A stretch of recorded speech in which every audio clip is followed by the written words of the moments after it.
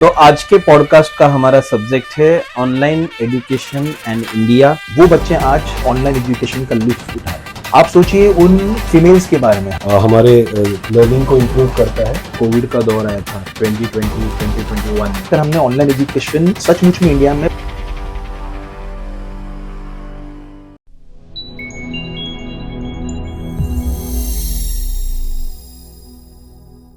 तो आज के पॉडकास्ट का हमारा सब्जेक्ट है ऑनलाइन एजुकेशन एंड इंडिया। इस पॉडकास्ट में शामिल है हमारे साथ हमारे mister Neeraj Pandey sir and mister Manohar Patil sir. स्वागत करते हैं उन दोनों का। तो ऑनलाइन एजुकेशन एंड इंडिया, मेरा सबसे पहला सवाल ये है कि ये जो ऑनलाइन एजुकेशन है इंडिया में, क्या ये सच में स्टूडेंट्स के पढ़ाई को बेहतर बना रहा है, बेटर बना रहा है, या सिर्फ एक पढ़ाई का तरीका चेंज हुआ है? आपको क्या लगता है? देखिए, ऑनलाइन एजुकेशन आज इंडिया में ही हजारों लाखों बच्चों के लिए वरदान की तरह साबित हुआ है। आप सोचिए उन बच्चों के बारे में जो ऐसे प्लेस में रहते हैं जहां पर कॉलेजेस, यूनिवर्सिटीज काफी दूर हैं। वो बच्चे आज ऑनलाइन एजुकेशन का लुत्फ उठा रहे हैं। फिर आप सोचिए उन बच्चों के बारे में जो वर्किंग प्रोफेशनल्स हैं, अपने परिवार को संभालने के लिए आज वो एजुकेशन या कॉलेज छोड़ चुके हैं, तो ऑफलाइन कॉलेज जाना उनके लिए पॉसिबल नहीं है, तो वो भी आज ऑनलाइन एजुकेशन का बेनिफिट ले रहे हैं। आप सोचिए उन फीमेल्स के बारे में, हमारी जो इंडिया की जो बहनें हैं, माताएं हैं, जो शादी के बाद कॉलेज छोड़ चुकी हैं, एजुकेशन छोड़ चुकी हैं, या उनके बच्चे हैं तो बच्चों के देखभाल में उन्होंने एजुकेशन आधा छोड़ दिया, आज वो भी ऑनलाइन एजुकेशन से अपना सपना साकार कर सकते हैं। फिर आप सोचिए जो स्पेशली एबल्ड लोग हैं, आप मुझे बताइए कि इंडिया में कितने ऐसे स्कूल्स एंड कॉलेजेस हैं जो व्हीलचेयर फ्रेंडली हैं? बहुत कम। और आप कहेंगे नहीं सर, लिफ्ट है, लिफ्ट इनके लिए एक्सेसिबल है, लेकिन सिर्फ लिफ्ट से काम नहीं होता। मैंने पर्सनली बहुत सारे कॉलेजेस में देखा है कि जहां पर कॉलेज का जो मेन गेट है, वहां से लेकर इस मेन बिल्डिंग तक का भी जो रास्ता है, वहां पर भी कई सारी सीढ़ियां हैं, और वो सीढ़ियों के बाजू में रैंप्स अगर लगाए हैं भी, तो भी वो इतना स्टीप है कि it is practically impossible for these people कि वो अपने से पुश कर सके, किसी और का उनको नीड लग जाता है। और अगर मैंने माना फिर भी कि ऐसे कॉलेजेस बने भी हैं, तो भी क्या घर से लेकर कॉलेज तक जाने का जो ट्रांसपोर्टेशन इंडिया में है, क्या वो व्हीलचेयर फ्रेंडली है? तो इन बच्चों को भी आज ऑनलाइन एजुकेशन बहुत ज्यादा फायदेमंद हो रहा है। फिर आप सोचिए जो इकोनॉमिकली वीकर सेक्शंस इंडिया के, ऑफलाइन जो क्लासरूम्स हैं, ऑफलाइन जो कोचिंग इंस्टीट्यूट्स है मेरा मतलब, या जो कॉलेजेस हैं, वो काफी महंगे हैं, फीस बहुत ज्यादा, एक्सॉर्बिटेंटली ज्यादा वो चार्ज करते हैं। यही अगर आप ऑनलाइन एजुकेशन की बात करें, सस्ते हैं, फीस बहुत कम होता है, फ्री एजुकेशन भी मिल जाता है। तो ऑल इन सभी के लिए वरदान साबित हुआ है। आपका जो सवाल है कि क्या ऑनलाइन एजुकेशन जेन्युइनली लोगों को हेल्प करता है, तो यस, इंडिया में और इंडिया के अलावा बहुत सारे दूसरे कंट्रीज में भी ऑनलाइन एजुकेशन का फायदा आज के बच्चों को हो रहा है। सर से मैं एग्री करूंगा, बट ओनली पार्शियली। जो क्वेश्चन आपका है कि ऑनलाइन एजुकेशन क्या सचमुच हमारे लर्निंग को इम्प्रूव करता है, यस, बट ओनली पार्शियली। कैसे मैं बताऊंगा आपको कि ये एक्सेसिबल तो बनाया है, सर ने जो भी एग्जांपल दिया, ऑनलाइन एजुकेशन ने बहुत सारी चीजों को एक्सेसिबल बनाया है, बट इफेक्टिव नहीं बनाया है। तो एक्सेसिबल है बट इफेक्टिव नहीं है। मैं एग्जांपल देना चाहूंगा, ऐसे analogy like gym membership. Fitness के लिए आप जिम मेंबरशिप ले लिया आपने, लेकिन वो आपके हेल्थ के फिट होने का गारंटी नहीं है। आपको जिम तो जाना पड़ेगा, मेहनत तो करना पड़ेगा। तो जैसे एक एग्जाम्पल की वीडियो देखने से क्या लर्निंग होती है? बिल्कुल नहीं। कोर्स खरीदने से क्या सक्सेस मिलेगा? बिल्कुल नहीं। तो क्या है, फिर कंसिस्टेंट प्रैक्टिस करना जरूरी है, तभी आपको रियल लर्निंग मिलेगा, भले आप ऑनलाइन में रहो या ऑफलाइन में रहो या हाइब्रिड में, जिसमें भी रहो। So yes your answer, but only partially. Yes accessible but not effective. Okay, yes, correct. अच्छा, अगर हम एक 4-5 साल पीछे जाते हैं तो एक कोविड का दौर आया था 2020-2021 में, एंड सबसे बड़ा इम्पैक्ट, अच्छा इम्पैक्ट हमें ऑनलाइन एजुकेशन में देखने मिला कि वहीं से ऑनलाइन एजुकेशन का महत्व हमें समझ में आया। तो आपके हिसाब से ये कोविड के दौर से ऑनलाइन एजुकेशन का लर्निंग क्या है, उसका यूज सही तरीके से हो रहा है या नहीं हो रहा है? बहुत ही अच्छा क्वेश्चन सर आपका। मेरे ख्याल से देखिए, इंडिया ने भी बहुत सारी चीजें सीखी हैं दरअसल कोविड-19 के इस दौर में, क्योंकि तभी जाकर हमने ऑनलाइन एजुकेशन सचमुच में इंडिया में बहुत बड़े तौर पे देखा। मैं कहूँगा कि हमने देखा कि एक फैमिली में जहां पर 4 बच्चे हैं, उन बच्चों के बीच में एक मोबाइल फोन, एक छोटा स्मार्टफोन, और लगभग एक ही वक्त पर होने वाला जो क्लासरूम, ऑनलाइन क्लासरूम है, इन चारों बच्चों को अटेंड करना लगभग नामुमकिन था। तो इंडिया में हमने दरअसल बहुत बड़ा डिजिटल डिवाइड देखा, बहुत बड़ा डिवाइड, यानी जहां पर अमीर लोग हैं जिनके पास हर बच्चे का एक अपना खुद का लैपटॉप, एक खुद का आईपैड या मोबाइल फोन, तो वहां पर एजुकेशन का उतना लॉस नहीं हुआ जितना कि इन गरीब घराने में हुआ है। और इंडिया ने दरअसल इससे सिर्फ सीखा नहीं बल्कि बहुत अच्छी तरीके से एडॉप्ट भी किया है। कुछ चीजें इंडिया ने चेंजेस जो देखे, मेक इन इंडिया 2014 में बना था एग्री, लेकिन मेक इन इंडिया का असल मायने में जो यूज हुआ वो इस दौरान हुआ।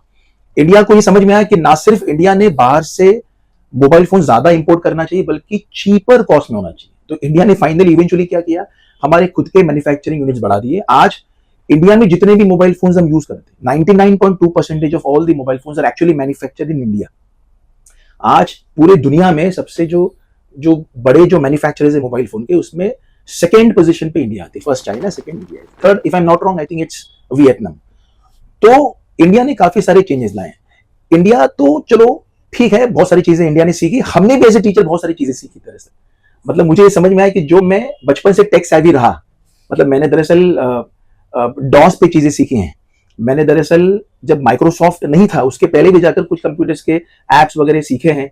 और ये जो मेरा जो नेचर रहा, मतलब फॉर्मेटिंग करने का, हार्ड ड्राइव चेंज करने का, ये बड़ा काम आया क्योंकि हमें इस दौरान बहुत सारी चीजें सीखनी पड़ी, जैसे कि जूम ऐप, जैसे गूगल मीट। कई सारे टीचर्स को बड़ी दिक्कत हुई, वो व्हाइट बोर्ड कैसे यूज करते हैं, वो कैसे म्यूट करते हैं पार्टिसिपेंट्स को। जैसे पार्टिसिपेंट्स आते थे तो पहले उनकी आवाज आती थी, बड़ा डिस्टर्बेंस होता था।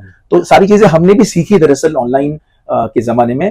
और यस, बहुत सारी चीजें थी सीखने के लिए, जैसे मैंने कहा टीचर्स को भी काफी सारी चीजें सीखने की थी। तो मुझे समझ में आया कि teachers, the good teachers are those who are always students. हमें भी सीखते रहना चाहिए, यही आगे चलकर बड़े चैलेंजेस में हमें दिखाई दे सकता है। हमें अगर एआई और टेक्नोलॉजी ज्यादा अच्छे से पता है एज ए टीचर, तो ऐसे चैलेंजेस जब फ्यूचर में भी आएंगे तो उससे हम आसानी से लड़ सकते हैं। जैसे आपका क्वेश्चन था सर कि what lessons did we learn from कोविड-19, तो I will be very clear about the lessons that we learn. There are 3 lessons basically, 3 clear lessons as per me that we should learn and we have learn अगर India को आगे बढ़ना है। तो पहला तो ये है कि लेट्स टॉक अबाउट, जो सर टेक्नोलॉजी की बात कर रहे हैं, technology is not a luxury now, no more, it's a necessity. Internet, smartphone ये नेसेसिटी है, चीपर हो महंगा हो आपके बजट के हिसाब से, it is up to you. But now for education internet, smartphone is a necessity, not a luxury. ये कोविड-19 के बाद हमें, या कोविड-19 के टाइम हमें सीखने मिला। दूसरा है, आपको बिलीव नहीं होगा जो मैं स्टेटमेंट बोल रहा हूँ, बहुत सारे लोग डिसएग्री भी करेंगे, teacher can never be replaced. This is lesson number 2। How and why you can ask parents, you are teacher, we are teachers, we know how. Means we cannot replace teachers by any technology. And third is again debatable topic है, but ये मेरा मानना है कि hybrid mode is the mode to go ahead. Neither extremes, कोई भी extreme आपको, जैसे एक तरफ आपका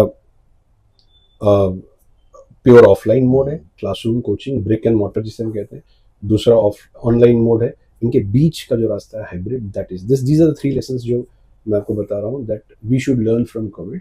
Like an analogy, I'll complete this question of yours.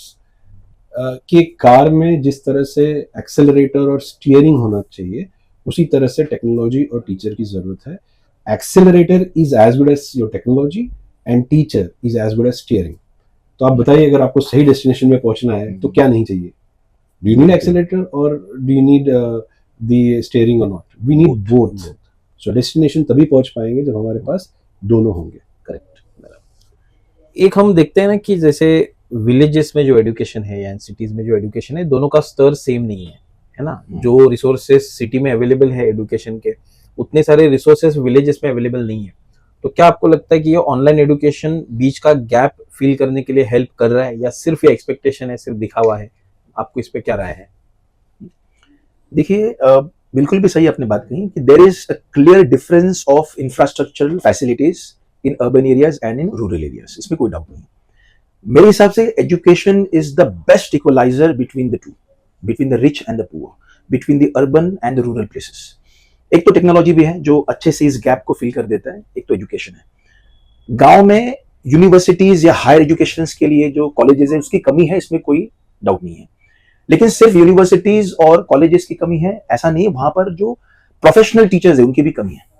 मैं बिल्कुल नहीं कह रहा हूं कि वहां के टीचर्स प्रोफेशनल्स नहीं होते हैं या वहां के टीचर्स एक्सपर्ट्स नहीं होते। मुझे कहना है कि एक्सपर्ट टीचर्स वहां पर ज्यादा पनपते नहीं है। रीजन इज दिस कि जब भी कोई वहां का जो एक्सपर्ट टीचर है, प्रोफेशनल टीचर है, वो शहर की तरफ आता है इधर फॉर लर्निंग और फॉर एनी वर्क, तो यहाँ के कल्चर में वो रम जाता है, इसका आदी हो जाता है। ना सिर्फ उसका प्लेस बदलता है बल्कि इसका सोशल जो ग्रुप है वो भी चेंज हो जाता है। And then when he tries to go back to his natives, जब भी वो रिवर्स माइग्रेशन की कोशिश करता है तो पता चलता है कि is actually total misfit there. एक बहुत बड़ा कल्चरल गैप उसको दिखाई देता है। तो यूजुअली जो एक्सपर्ट टीचर्स है वो फिर गांव में जाकर बसते नहीं है। ये प्रॉब्लम बहुत बड़ा है, इसीलिए तो गांव के जो बच्चे हैं वो कोचिंग इंस्टीट्यूट्स में या बड़े बड़े स्कूल्स कॉलेजेस में इन टीचर्स को मिस जरूर करते हैं। आज ऑनलाइन एजुकेशन ने क्या किया है कि दुनिया के बड़े बड़े टीचर्स, इंडिया की छोड़ दो, दुनिया के बड़े बड़े टीचर्स उनके घर पर उनके मोबाइल फोन में उनके सामने है। तो ये जो इतना बड़ा जो डिफरेंस या ये कह सकते हैं डेवलपमेंट जो आया है, इसके चलते आगे आने वाले समय में, जैसे मैंने कहा कि एजुकेशन है जो इस गैप को फिल कर सकता है। ऑनलाइन एजुकेशन के जरिए बच्चों को जो शिक्षण जो मिलता है, जो एजुकेशन मिल रहा है घर बैठे बैठे, इसके चलते ये गैप तो जरूर आगे चल के फिल होगा। ये sir, I will just agree with sir and continue कि देखिए, ऑनलाइन एजुकेशन जो आप बोल रहे हैं रूरल एंड अर्बन एरिया में क्या ब्रिज का काम करेगा, तो देखो पोटेंशियल तो है, लेकिन चैलेंजेस भी बहुत है। पोटेंशियल है डेफिनेटली, बट चैलेंज है। पोटेंशियल क्या, आप देखिए कि एक गांव में बैठा हुआ बच्चा आईआईटी प्रोफेसर्स के लेक्चर्स अटेंड कर सकता है, करेक्ट, बट आप चैलेंज भी देखिए, क्या उसके पास इंटरनेट कनेक्टिविटी है, करेक्ट, क्या उसके पास सही डिवाइस है, क्या उसके पास सही एनवायरनमेंट है बैठने के लिए, क्या उसके पास लैंग्वेज बैरियर नहीं है कि भाई नॉर्थ का बच्चा साउथ के टीचर से पढ़ सकता है या नहीं, लैंग्वेज। ये चैलेंजेस है, पोटेंशियल है, चैलेंजेस है। जैसे मैं आपको बताऊंगा कि ये एक तरह से ब्रिज बनाने जैसा है। ब्रिज आपने बोला, तो ब्रिज का एग्जांपल लूंगा। एक नदी से दूसरी नदी के पार जाने के लिए गांव से दूसरे गांव आपने ब्रिज बना दिया, बट ब्रिज जहां खत्म होता है उसके पहले और ब्रिज उस तरफ जहां खत्म हुआ उसके बाद भी तो कनेक्टिविटी चाहिए, उसके बाद भी आपको एक्सेस चाहिए, उसके बाद भी तो आपको लोग वहां तक ब्रिज तक पहुंचे, वैसे रोड तो होने चाहिए। पता चला उधर तक रोड ही नहीं है तो ब्रिज का क्या करेंगे। तो ब्रिज तो है ये, लेकिन उसके अगल बगल जो है इकोसिस्टम, अगर ये आपके ऑनलाइन एजुकेशन एक अच्छा ब्रिज बनना चाहता है अर्बन एंड रूरल के बीच में, तो एक इकोसिस्टम अच्छे से डेवलप करना चाहिए, जो हो रहा है देश में। भारत देश की बात करें तो मेरे गांव में, आपके गांव में इंटरनेट कनेक्टिविटी वगैरह हो रही है। चैलेंजेस ऑफ कोर्स फिर भी रहेंगे, लैंग्वेज बैरियर के, लोकेशन के, सही डिवाइस के चैलेंजेस हो सकते हैं, but we are overcoming. Yes, यानी जो फाइबर इंटरनेट जो कनेक्शंस हैं वो बढ़ना चाहिए। भारत नेट के हिसाब से तो कनेक्टिविटी लगभग अभी रिमोटेस्ट प्लेसेस में जा रहे हैं। दूसरा मेरे हिसाब से जो इलेक्ट्रिसिटी का जो फेलियर होता है गांव में, तो अचानक से आपका अगर नेट चला गया बिकॉज वाईफाई पर आप हो और आपका वो लेक्चर जो है वो मिस हुआ, तो शायद इलेक्ट्रिसिटी के लिए भी, या सोलर पैनल का जो टेक्नोलॉजी है वो अगर हमने पूरे गांव में अगर स्प्रेड कर दिया तो शायद ये सारी दिक्कतें कुछ हद तक तो सॉल्व हो सकती हैं। बिल्कुल बराबर। एक बात नीरज सर ने एक्चुअली पहले ही बोली कि teachers can never be replaced. फिर भी मैं पूछना चाहूंगा कि जिस हिसाब से टेक्नोलॉजी की ग्रोथ हो रही है, जो हम अडेप्टिव लर्निंग की बात करते हैं या आर्टिफिशियल इंटेलिजेंस की बात करते हैं, ये टीचर्स को रिप्लेस कर सकता है, टीचर्स की जगह ले सकता है, या टीचर्स को ये और पावरफुल बनाएगा आने वाले समय में? आपको इस पे क्या लगता है? देखो, अगर एक लाइन में मुझे कहना है तो डेफिनेटली टीचर्स को बहुत पावरफुल बनाएगा, क्योंकि बच्चों की समझ इन एआई के चलते या जैसे अपने का टेक्नोलॉजी के चलते बहुत ज्यादा अच्छे से हुई। देखो, मैं जब भी आई गेस 9th में रहा हूँगा, जब टीचर ने हमें पहली बार हार्ट दिखाया था, that was in the textbook in biology, there was this heart. यकीन मानिए, हम में से बहुत सारे बच्चों ने इसको तुरंत एक्सेप्ट नहीं किया। वी सेड कि नहीं, ऐसे तो हार्ट नहीं होता, हार्ट तो कुछ ऐसे वाला होता है, बिकॉज वही तो हमने देखा है बचपन से। लेकिन यस, क्योंकि हमारे पास तभी जो सोर्स था नॉलेज का वो सिर्फ बुक्स थे, और इतने महंगी बुक्स जाकर खरीदना ये सभी के बस की बात तो नहीं थी। इंटरनेट नहीं था कि हम जाकर देख सकें। आज के जमाने में जो आप कह रहे हैं एआई, मैंने तो वर्चुअल जो है ना, क्या उसे कहते हैं, वर्चुअल वीआर जो है, वीआर मोड, उस वीआर मोड से तो आप जो इंट्रिकेट मशीन्स है, जो बहुत ही कॉम्प्लेक्स मशीन सिस्टम्स है, उसके पार्ट्स को आप डिवाइड करके एक एक पार्ट को देख सकते हो। आप किसी भी सेल के अंदर जाकर डीएनए के फोल्डिंग अनफोल्डिंग को देख सकते हो। आप उस वीआर के जरिए दो केमिकल्स को मिक्स करके केमिकल रिएक्शन करवा सकते हो, and there is no risk of fumes और पॉइजनस फ्यूम्स, या कोई एक्सप्लोजन भी नहीं होगा, क्योंकि वो सेफ है। हालांकि वो बता देता है कि इस तरह से डेंजरस है, आप प्रैक्टिकली लैब में इसको नहीं कर सकते हो। आप वीआर के जरिए अगर आपको हिस्ट्री पढ़ना है तो एक तरह से आप टाइम ट्रैवल करके पास में जा रहे हो, और आप फ्रेंच रेवोल्यूशन को आपके सामने, जो बैटल्स है आपके सामने, आप होता देख रहे हो। तो इतना बड़ा चेंज आया। आप एटम्स के अंदर घुसकर जाकर देखते हो कि आपके इर्द गिर्द इलेक्ट्रॉन्स घूम रहे हैं। ये सब हमारे वक्त पे तो नहीं था। तो बहुत बड़ा मैसिव चेंज आया सर, बहुत बड़ा चेंज आया। तो यही जो मैंने रह रहकर पीछे भी आपके क्वेश्चन पर आंसर दिया कि टीचर को अपने आप को बेटर बनाने के लिए इन एआई की हेल्प लेनी है। और एआई किसी भी टीचर को पूरी तरह रिप्लेस करेगा ये बिल्कुल भी गलत है। किस तरह से कोई मशीन आकर हमें पढ़ाएगा? जो मेरे जो पर्सनल डाउट्स है वो तो सिर्फ एक टीचर ही पढ़ा सकता है। तो teacher can take the help of AI to guide the students. जैसे क्वेश्चन आपका था कि एआई लर्निंग को कैसे बनाएगा, तो इसका जो आंसर है, पहले तो देखिए एआई जब आया है तो उसका जो सबसे पहला इम्पैक्ट है कि इसने पर्सनलाइज्ड कोचिंग कर दिया। पहले कैसा था, जब हम देखते हैं 10 साल 15 साल पहले, कि एक टीचर एक क्लास में एक ही स्टाइल से पढ़ा रहा है, बच्चे समझ रहे हैं नहीं समझ रहे वो पता नहीं, but because we'll use AI तो ये अडेप्टिव लर्निंग को बड़ा आगे बढ़ाएगा। एआई टूल्स, हर बच्चे का स्पीड अलग होता है, हर बच्चे का इंटरेस्ट अलग हो सकता है, हर बच्चा अलग अलग तरीके से समझ सकता है। एक एनालॉजी की तरह से मैं आपको समझा था कि जैसे पहले एआई के पहले कैसा था कि एक ही शर्ट एक ही साइज सभी बच्चों को दे दिया आपने, वन साइज फिट्स ऑल। अब एआई के थ्रू एक टीचर एकदम पर्सनलाइज्ड कोर्सेज बच्चों को बना सकता है। टेस्टिंग, स्पीड, ये सब ध्यान में रख के बच्चे के लर्निंग स्पीड से वो अपने आप को अडॉप्ट कर सकता है और बच्चे के लिए वो फायदेमंद हो। करेक्ट। और जैसे एक एग्जांपल के फॉर्म में दूंगा कि एआई ट्यूटर्स आएंगे, आपने पढ़ाया बच्चे को, बट फिर उसके बाद बच्चा रिवीजन एआई ट्यूटर्स के थ्रू कर सकता है, इंस्टेंट डाउट सॉल्विंग हो सकता है, पर्सनलाइज्ड लर्निंग पाथ्स, और वो बता सकता है। आज हो रहा है, ये हो रहा है। वर्चुअल लैब्स, जैसे सर ने वीआर के बारे में बताया, सिमुलेशन के थ्रू आप सीख सकते हो। तो एआई के ये अलग अलग एडवांटेजेस है, yes, but at the same time teachers को बहुत ज्यादा सीखना पड़ेगा, लर्न करना पड़ेगा, खुद उसको ऐसा टूल बनाना पड़ेगा, वाइस वर्सा नहीं होना चाहिए। यानी रात के 2 बजे भी बच्चा पढ़ सकता है। यस, इंसान सोते हैं, मशीन तो सोता नहीं है। और तो और वो अपनी लैंग्वेज में चीजों को पढ़ सकता है। If you can not properly understand what is written in English, you can just ask a question in English और उसको प्रॉम्प्ट दे सकते हैं कि मुझे हिंदी में समझाइए, which is my native language. तो बहुत ही अच्छी तरीके से समझ में भी आता है। तो yes, I totally agree with what sir said. बहुत खूब। जैसे डिजिटल वर्ल्ड में एक टीचर का रोल क्या होना चाहिए? सिर्फ पढ़ाना ही रोल होना चाहिए या फिर एक बच्चे को लाइफ के लिए प्रिपेयर करने का रोल होना चाहिए? और वेदा में ऐसा कोई प्रोग्राम है जहां पर पढ़ाई के अलावा बच्चों को लाइफ के लिए प्रिपेयर किया जाता है? यस, देखिए सर, एआई के ज़माने में या ऑनलाइन एजुकेशन के ज़माने में जो सबसे बड़ा जो चैलेंज मुझे जो दिखता है या जो प्रॉब्लम्स जो मुझे दिखते हैं वो ये है कि आज इन्फॉर्मेशन का ओवरलोड है। आज इन्फॉर्मेशन कहाँ पर नहीं है बताइए ना। अगर बच्चे को कुछ पढ़ना है, नॉलेज लेना है, तो it is available in YouTube, it is available in Instagram, it is available in Facebook, it is there in WhatsApp channels, it is there in Telegram. हजारों लाखों तो पीडीएफ रोज बनते हैं। तो प्रॉब्लम इस चीज का है कि ऑथेंटिसिटी बच्चे आज ठीक से जान नहीं पा रहे हैं। यानी फॉर एग्जाम्पल, अगर मान लो कि बच्चे को लेट्स से क्वाड्रेटिक इक्वेशंस कैसे सॉल्व करने हैं वो सीखना है, बच्चा जाकर यूट्यूब में टाइप करता है क्वाड्रेटिक इक्वेशंस सॉल्यूशन या हाउ टू सॉल्व व्हाटएवर, उसके सामने सैकड़ों ऐसे ऑप्शंस आ जाते हैं। तो बच्चा जाकर वही चुनता है जहां पर लिखा होगा सुपर शॉर्ट ट्रिक्स या शॉर्टकट्स। तो बच्चे ने वो प्रेस किया और बच्चा सीख कर बैठा है। अब हमारा जो रोल है, टीचर का रोल है, वो ये है कि बच्चे को समझाना कि देखिए ये जो सुपर शॉर्टकट्स हैं ये सिर्फ 5-10% केसेस में एप्लीकेबल है, ये सारे केसेस में पॉसिबल नहीं है। दूसरी बात यह है कि इससे आप कभी भी इसके फंडामेंटल सीख नहीं पाओगे। आगे चलकर हायर स्टैंडर्ड्स में जब भी ऐसे क्वेश्चंस बनेंगे आप खुद से इसको सॉल्व नहीं कर पाएंगे। प्लस इसको एग्जाम्स में अगर आप एक्सपेक्ट करेंगे फुल मार्क्स मिले, नहीं मिलेंगे, बिकॉज इसमें स्टेप्स नहीं है।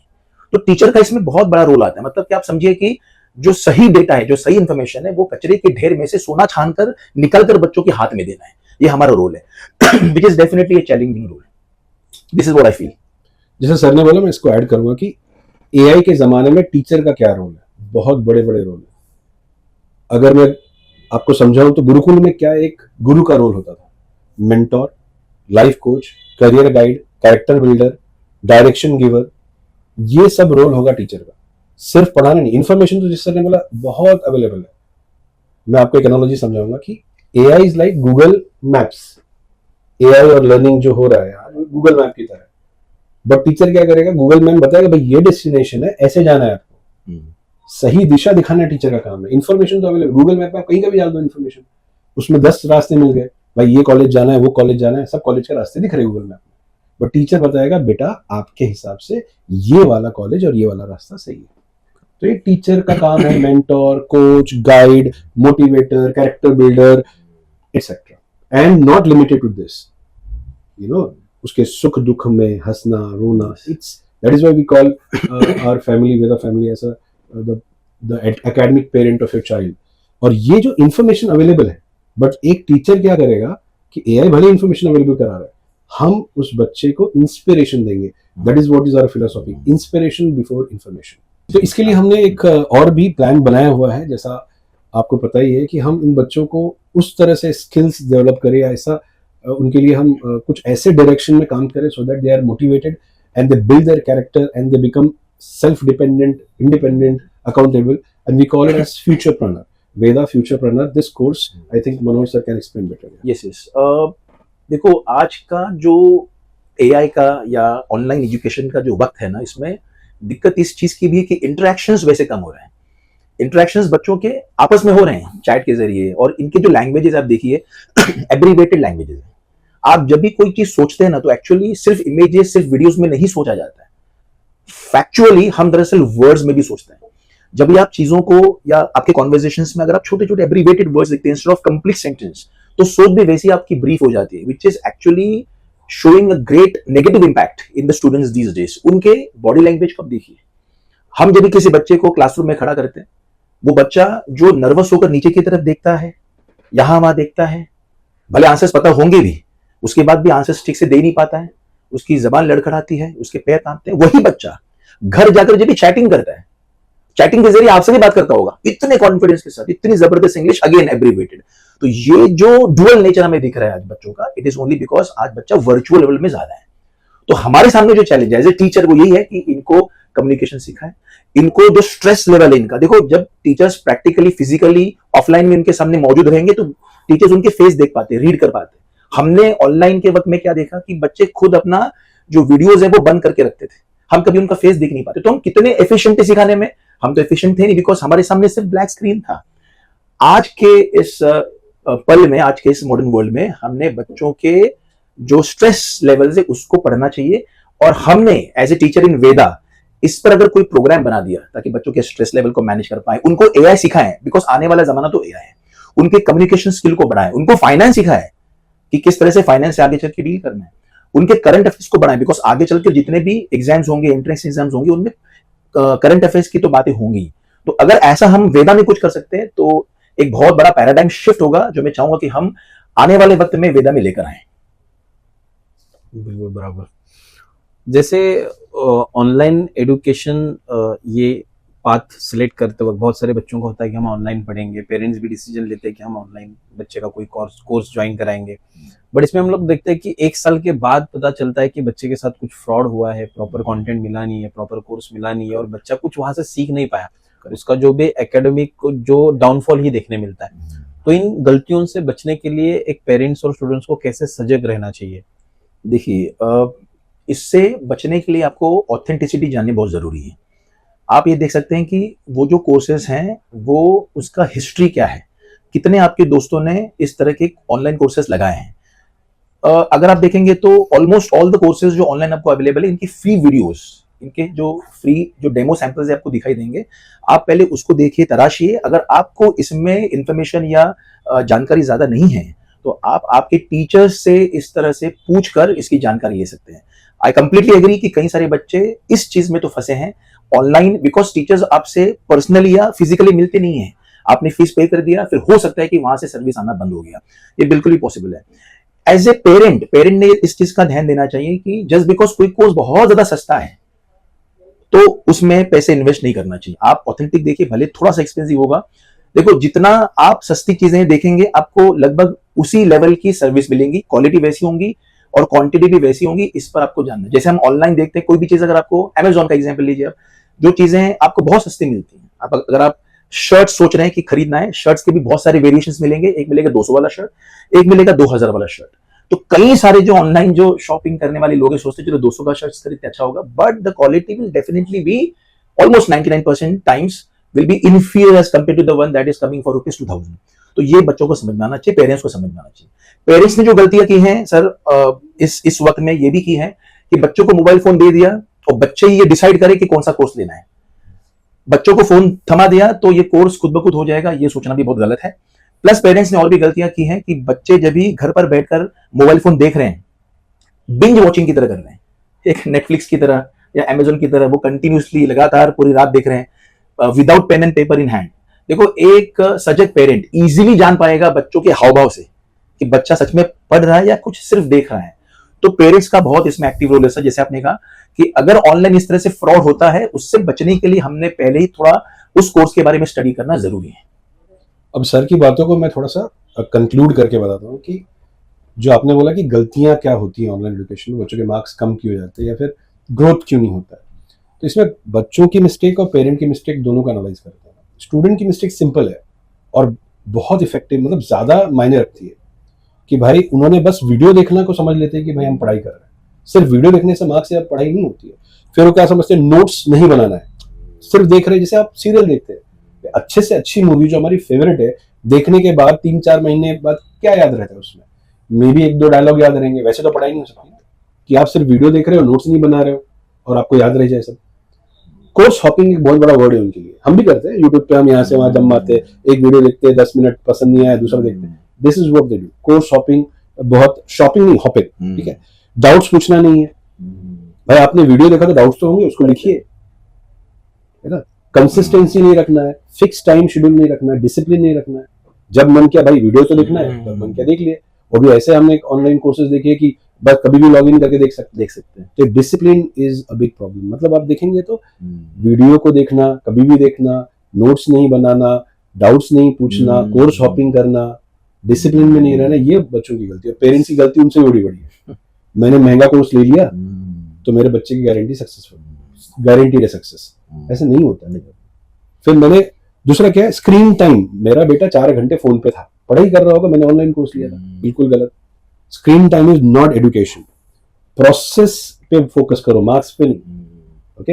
एंड लास्टली मैं बोलूंगा कि टीचर और स्टूडेंट दोनों अननेसेसरी प्रेशर पेरेंट को बनाने का जरूरत नहीं है। अपनी प्रोसेस पे ध्यान दे, बेसिक्स पे ध्यान दे। धीरे पेरेंट की गलती है। मैं आपको एक एनालॉजी से बताऊंगा कि आपने अच्छा बीज लाया, किसान ये बात समझ पाएंगे, फार्मर्स जिनका बैकग्राउंड है।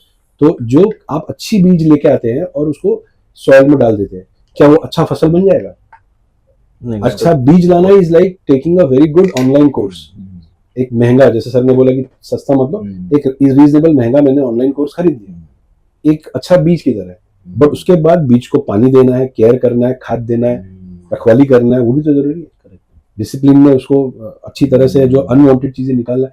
तो यही ऑनलाइन कोर्स की तरह है कि भाई सिर्फ बीज मत डालिए, सिर्फ कोर्स मत खरीदिए, बाकी सब भी करिए। एक जो हमने भी देखे ना बच्चों के जो मिस्टेक्स है, कह सकते हैं कि हमने जब ये ऑनलाइन लेक्चर्स लिए तो बच्चे आपस में चैटिंग में बात कर रहे होते हैं, हम पर ध्यान नहीं उनका।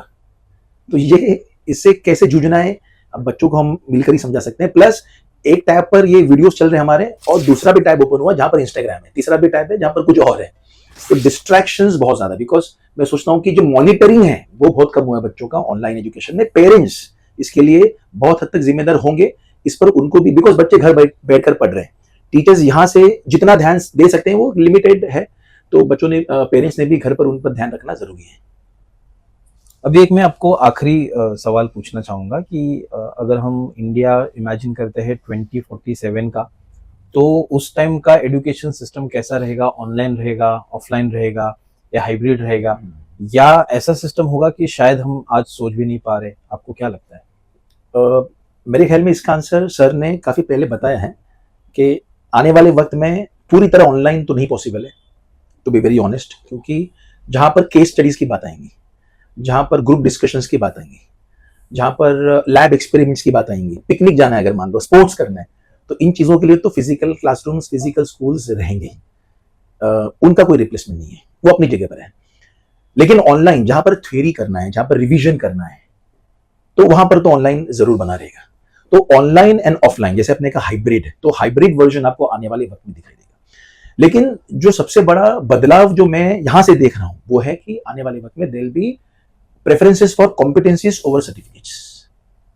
यानी certificates only tell us what you have done, competencies tell what you can do. अभी अगर आज आप बड़े बड़े ऑर्गेनाइजेशंस देखेंगे, एप्पल है या इवन कॉमर्स की बड़े बड़े कंपनीज है, गूगल है, इन सभी कंपनीज ने वैसे भी इंटरव्यू में सर्टिफिकेट से डिग्रीज को कम तवज्जो देकर इंसान के प्रॉब्लम सॉल्विंग स्किल को ज्यादा इंपॉर्टेंस देना शुरू कर दिया है। देखो, सर्टिफिकेट्स एक जमाने में बहुत बड़ा कारगर था किसी को भी जॉब दिलाने में। आपका एक सर्टिफिकेट आपको 30-40 साल या पूरी उम्र आपको जॉब दिला सकती थी। Today the shelf life of certificates और degrees actually have come down. उसकी शेल्फ लाइफ आने वाले 2047 तक मेरे हिसाब से 4-5 साल मैक्सिमम तक रहेंगी। उसके बाद आपको फिर से रीलर्न करना होगा, लर्न, अनलर्न एंड रीलर्न। जब भी आप इसमें एक्सपर्ट बनेंगे, किस तरह से अपने से चीजें सीखनी है, अगर आप वो कर पाएंगे तो जाकर 2047 तक आप अपने आप को संभल पाएंगे, इस दुनिया में आप रह पाएंगे। वरना it is going to be very much challenging for the students these days. Yes absolutely, मतलब एक तरफ मैं समझिए कि ये ऑफलाइन है मेरा हाथ और इधर ऑनलाइन है, राइट। ऑफलाइन ऑनलाइन दोनों मेरे हिसाब से कारगर नहीं होंगे। 2047 का सर ने बात किया। Sweet spot is the hybrid. ये हाइब्रिड मोड में आपको ह्यूमन प्लस एआई ये सब मिलके हाइब्रिड मोड एक सही दिशा में आपको 2047 तक एजुकेशन दे पाएगा। इसमें जैसे बताओ आपको कि क्यों ऑफलाइन ऑनलाइन सब जरूरी है और हाइब्रिड इसीलिए सक्सेसफुल होगा, क्योंकि ऑफलाइन में आपको इंटरेक्शन करने मिलता है, जैसे आपने बोला फिजिकली बॉडी लैंग्वेज देखने मिलेगा, बच्चों को इंस्पायर करने मिलेगा ज्यादा ऑफलाइन में। तो ऑनलाइन क्या होगा, ऑनलाइन में कंटेंट्स, अलग अलग कंटेंट्स, पीडीएफ, जितना बच्चा लर्न करना चाहता है, अनलर्न करना चाहता है, क्योंकि the world is changing very fast. ये आपने जो बोला शेल्फ लाइफ सर्टिफिकेट का, उसको समझना जरूरी। क्यों कम हुआ कि आपने पहले ना 10th स्टैंडर्ड वालों को जॉब मिलता था, मेरे दादाजी को, करेक्ट। 12th स्टैंडर्ड वालों को फिल्म मिलना शुरू हुआ, 10th को कम हो गया, फिर ग्रेजुएशन। आज ग्रेजुएशन इज नथिंग। आप अगर एक्सपर्ट है, कोई पोस्ट ग्रेजुएट है तो जॉब मिलता है उसका भी, because the world is moving very fast. आज आप जो सीखते हो कल वो नया कुछ आ जाता है। सो ऑफलाइन क्यों चाहिए कि चाहिए आपको इंस्पिरेशन देना है, आपको बच्चे को डायरेक्शन देना है, बॉडी लैंग्वेज सिखाना है।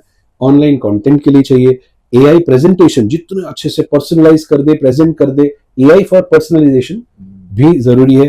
टीचर्स तो of course we can not replace. Inspiration जो बच्चे को टीचर समझ सकता है वो आई थिंक एआई को भी टाइम लगेगा, काफी टाइम लगेगा। और इंडस्ट्री भी चाहिए प्रैक्टिकल एक्सपोजर के लिए, आईवी वगैरह। तो ये सब हाइब्रिड मोड में मेरे हिसाब से सही रहेगा। एक एनालॉजी समझते हैं, जैसे 2047 का एजुकेशन सिस्टम एक स्मार्टफोन जैसा होगा। आज के स्मार्टफोन में क्या क्या नहीं है, सब कुछ है, बैंकिंग है, जीपीएस है, नेविगेशन है, सब कुछ पड़ा हुआ। वैसे ही जब आपका आगे का ऑनलाइन एजुकेशन होगा या हाइब्रिड एजुकेशन होगा, उसके अंदर स्कूल भी होंगे, कोचिंग भी होगा, एआई भी होगा, स्किल्स होगा, करियर गाइडेंस होगा, एंटरप्रेन्योरशिप सिखाया जाएगा, करियर स्किल सिखाया जाएगा, जो सर ने बोला। ये सब आपको हाइब्रिड मिलेगा। आप सेलेक्ट कर सकते हो कि आपको क्या करना है। तो ये हमें 2047 तक ये मोड ज्यादा सक्सेसफुल कारगर होने का। जैसे अभी आप देखो तो क्या हो रहा है कोचिंग क्लासेस में, आप बच्चे को 6 दिन बुला रहे हो या 7 दिन बुला रहे हो। आगे के बच्चे को म्यूजिक भी सीखना है, अब के बच्चे को डांस भी सीखना है, कोडिंग सीखना है, रोबोटिक्स सीखना है। अब बच्चा जो मैथ्स में अच्छा है वो क्यों ऑफलाइन आके आपके पास आपके 3 घंटे आपके साथ बिताए? जरूरी नहीं है। बच्चे का बेस स्ट्रॉन्ग है, आपने अगर उसको ऑनलाइन कुछ कंटेंट दिया है उसे कर लेगा। बच्चे का लैंग्वेज वीक है, वो आएगा आपके पास। This is the hybrid mode which is the future. तो दोस्तों ये जो डिस्कशन से बात बहुत ही क्लियर है कि ये जो ऑनलाइन एजुकेशन फ्यूचर नहीं है, it is already there. System पूरा इवॉल्व हो रहा है and definitely teachers and parents मिलके हमारे स्टूडेंट्स को हम अच्छे वैल्यूज दे, अच्छे स्किल्स दे आने वाले समय में with the help of online education. तो डेफिनेटली जो 2047 में हम विकसित भारत का सपना देखते हैं और ये सपना हमारा पूरा हो जाएगा। Thank you so much Neeraj sir and Manohar sir for such a beautiful insightful thoughts and thank you audience. अगर आपको इस पे आपका कुछ राय है जो आप कमेंट सेक्शन में बताना चाहते तो जरूर बताइए, और कोई नया टॉपिक पे आप पॉडकास्ट वेदा एडटेक की तरफ से देखना चाहते हैं तो जरूर आप टॉपिक सजेस्ट करिए। So thank you so much.